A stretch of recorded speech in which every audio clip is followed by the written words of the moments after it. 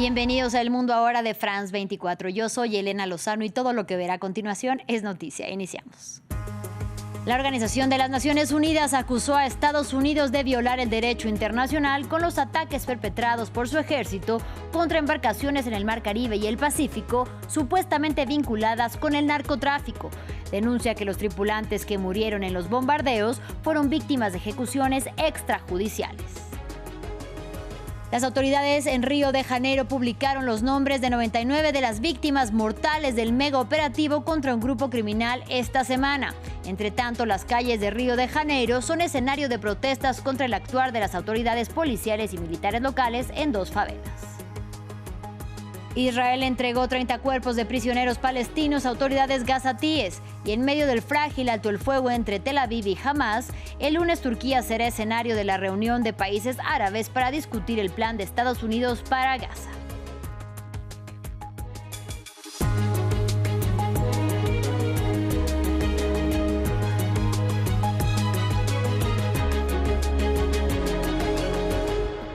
Iniciamos con la Organización de las Naciones Unidas que acusó a Estados Unidos de violar el derecho internacional con los ataques perpetrados desde principios de septiembre por su ejército contra embarcaciones en el Mar Caribe, pero también en el Pacífico, supuestamente vinculadas con el narcotráfico. Denuncia que los tripulantes que murieron en los bombardeos, 61 en total, fueron víctimas de ejecuciones extrajudiciales. Ampliamos a continuación.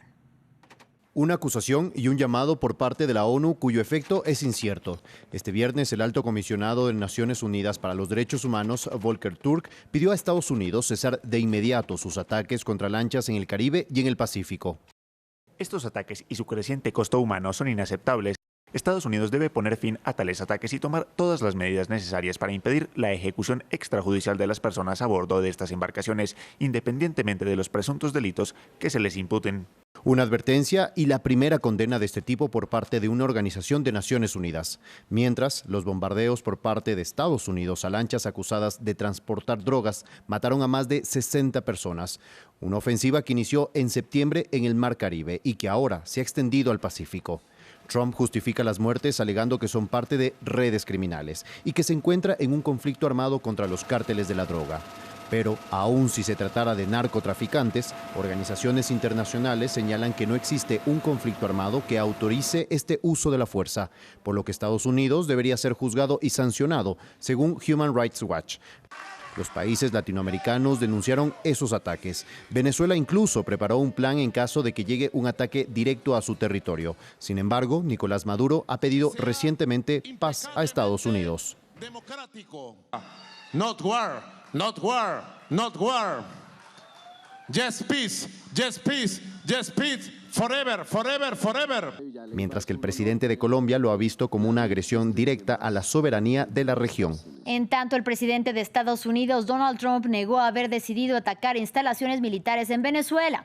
Las declaraciones del republicano tienen lugar después de que medios como The Wall Street Journal afirmaran que Washington se preparaba para bombardear. Señor presidente, hay informes que indican que usted está considerando ataques dentro de Venezuela. ¿Es cierto? No. ¿Tomó usted alguna decisión al respecto? No, no es cierto.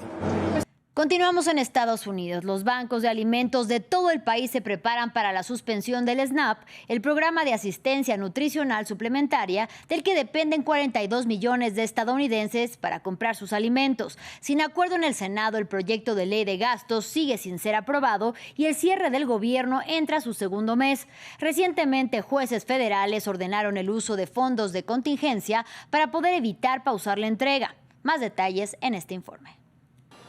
Mientras se forman largas filas en este banco de alimentos de Nueva York, el personal teme que pronto se vean completamente desbordados por la demanda. Tras un mes del cierre del gobierno, la inminente suspensión de las ayudas alimentarias federales pondrá a millones de personas en riesgo de pasar hambre. 42 millones de estadounidenses dependen del programa de asistencia nutricional suplementaria SNAP para comprar víveres, y los bancos de alimentos ya están bajo una presión inmensa. Tenemos muchos adultos mayores aquí, muchísimos, y también hay muchas personas con discapacidad tenemos capacidad, así que dependen de nosotros. Y dependen de nosotros porque el SNAP simplemente no es suficiente. Y especialmente ahora cuando se va a cortar por completo, van a depender aún más de él para venir a buscar la mayor cantidad de comida posible.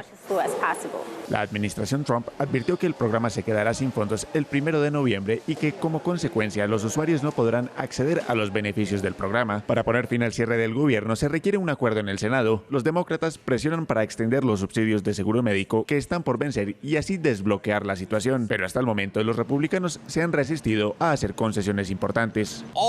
Entonces todo lo que necesitamos para acabar con esta locura es pagar a los controladores aéreos, a los pilotos y asegurarnos de que los cupones alimentarios sigan llegando a los estadounidenses que los necesitan. Todo lo que necesitamos son 5 demócratas razonables, que se unan a 3 demócratas moderados y 52 republicanos para reabrir el gobierno.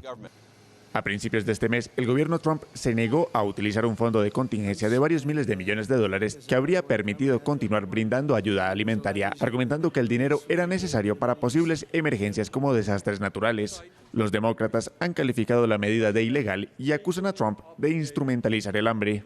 En información de la región latinoamericana, en Brasil familiares de las más de 120 víctimas mortales del mega operativo de la policía y los militares en 2 favelas de Río de Janeiro salen a las calles para protestar contra la brutalidad y letalidad de la operación.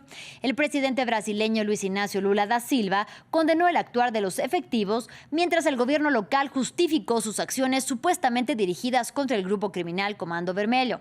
Entre tanto, las autoridades locales publicaron parte de los nombres de los muertos en la operación. Y previamente nuestra corresponsal Valeria Sacone nos reportó sobre lo más reciente.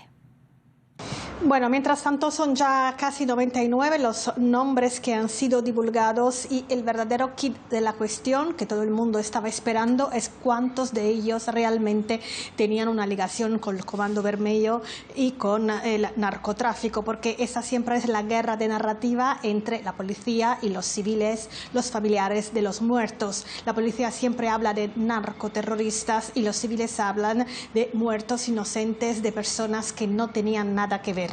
Pero bueno, los datos oficiales de la policía dicen que de estos 99 nombres, 78 tenían antecedentes penales y 42 eran fugitivos de la justicia. Otro dato importante, 39 eran de otros estados y esto es un dato que la policía intenta demostrar con él, que Río de Janeiro se ha vuelto como el centro de operaciones de esta banda criminal del Comando Vermelho que opera ya a nivel nacional. Recordaréis hace unos años las ejecuciones masivas en las cárceles de la Amazonía se debían precisamente a la acción del Comando Vermelho que ya domina prácticamente territorios inmensos en muchos de los 27 estados de Brasil.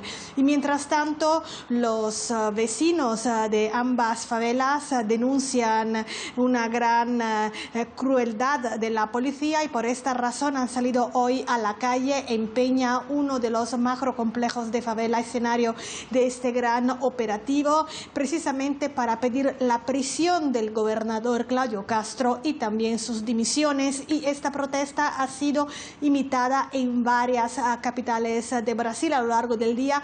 Hay muchas convocatorias en ciudades como São Paulo, por ejemplo, o Brasilia. Y finalmente recordar que ayer hubo un momento también muy tenso frente al Instituto Médico Legal, donde había muchas madres de víctimas que esperaban noticias para poder reconocer el cuerpo. Hubo una manifestación de madres y la policía la dispersó usando gas pimienta, lo que ha enrarecido aún más el ambiente en una ciudad, Río de Janeiro, que todavía no se recupera de ese shock.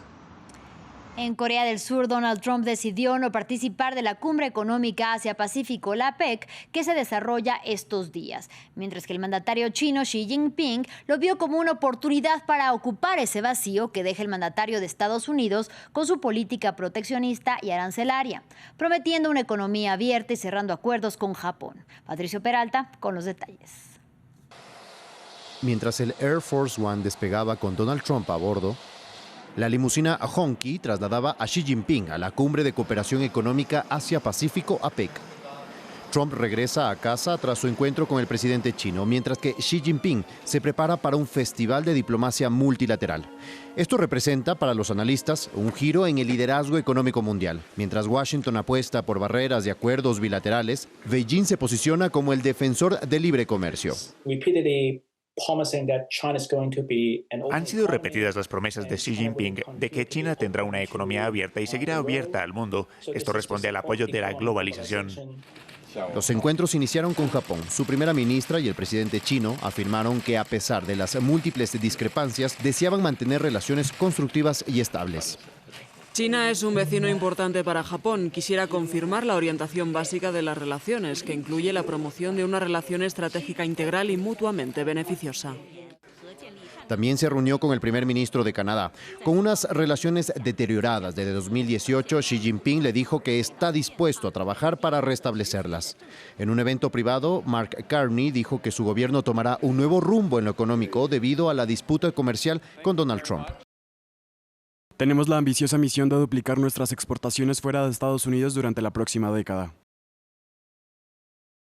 Tras un brindis de bienvenida a cargo del presidente surcoreano, Xi Jinping presentó una propuesta de 5 puntos para promover una globalización económica beneficiosa para la comunidad Asia-Pacífico y así llenar el vacío que deja la política proteccionista de Trump, aunque los países de la región también recelan del dominio económico chino.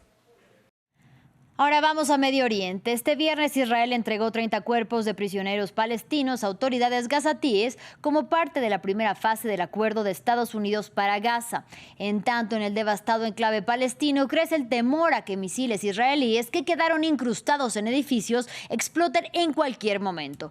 Y en medio del frágil alto el fuego entre Tel Aviv y Hamás, Turquía anunció que el lunes será escenario de la reunión de países musulmanes para discutir precisamente el plan de Washington para Gaza. Hugo Caro Jiménez con todos los detalles. Denuncias de tortura en los cuerpos retornados a Gaza. Este viernes, Israel devolvió otros 30 cadáveres de palestinos al destruido enclave. Cuerpos que, según el Ministerio de Salud gazatí, mostraban claros signos de tortura como quemaduras y amputaciones. Un día después de que Hamás entregara los restos de 2 rehenes a Israel. Con esta devolución, 225 restos de palestinos han regresado a Gaza, mientras que aún permanecen en el enclave los cuerpos de 11 rehenes israelíes. Se trata del esfuerzo más reciente por mantener a flote el frágil alto el fuego. En otro frente de la guerra, el miedo crece entre los gazatíes por los artefactos explosivos sin detonar tras las embestidas israelíes, que representan un riesgo inminente para quienes vuelven a lo que queda de sus hogares y temen que los proyectiles los impacten, algo que ya ha ocurrido. Los restos del proyectil israelí explotaron junto a la casa, cerca de donde estaban los niños. La situación fue extremadamente difícil. Son niños. ¿Qué hicieron mal? Estaban jugando cuando explotaron los restos del proyectil israelí y su situación fue extremadamente difícil. Mientras, los rezagos del fuego israelí siguen afectando a otros territorios palestinos. También este viernes se llevó a cabo un funeral de un niño de 15 años que fue herido por una bala de Israel al este de Ramallah, según la agencia de noticias Wafa. Este es un niño que fue ejecutado como nuestros niños, nuestras mujeres y nuestros ancianos, ejecutados a sangre fría, porque quienes no temen el castigo se comportan mal. El mundo debe tomar cartas en el asunto. De vuelta al destruido enclave, la Agencia de la ONU para la Alimentación y la Agricultura dijo este viernes que el 83% de las tierras de cultivo de la franja quedaron dañadas por la ofensiva israelí. Finalizamos en Tanzania. Mientras la violencia postelectoral se apodera del país africano, Naciones Unidas insta al gobierno a que se abstenga de utilizar una fuerza desproporcionada contra los manifestantes. Esto se produce tras las declaraciones del jefe del ejército de Tanzania, quien calificó a los manifestantes de criminales. Según la oposición, alrededor de 700 personas han muerto ya en los enfrentamientos. Este es el reporte. Vehículos quemados y manifestantes heridos. Las secuelas de los violentos enfrentamientos en Arusha, Tanzania, tras las polémicas elecciones presidenciales. Escenas similares se registran en otras ciudades importantes del país, donde los partidarios de la oposición denuncian el resultado de los comicios como una farsa. La ONU se muestra alarmada por la violencia que ha acompañado las elecciones. Hacemos un llamamiento a las fuerzas de seguridad para que se abstengan de utilizar fuerza innecesaria o desproporcionada, incluidas armas letales, contra los manifestantes y para que hagan todo lo posible por reducir las tensiones. El gobierno ha enviado tropas a Dar es Salaam como parte de los esfuerzos para restablecer el orden. La presidenta Samia Suluhu Hassan está acusada de socavar la democracia y llevar a cabo una campaña de represión. Su partido lleva en el poder desde la independencia del país. Con uno de los principales líderes de la oposición en prisión y otro inhabilitado para presentarse a las elecciones, los críticos afirman que el resultado era previsible.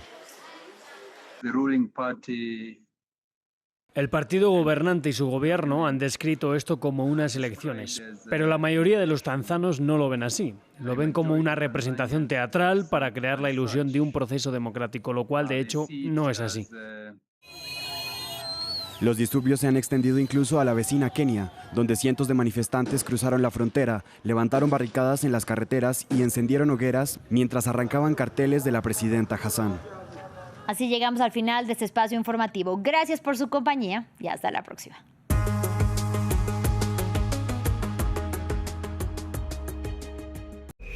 Bienvenidos a Corresponsales, el programa de France 24 que los invita a dar una vuelta al mundo de la mano de nuestra red de periodistas. Cada semana, una vuelta al mundo con los reportajes de los corresponsales de France 24. Corresponsales en France 24 y France24.com.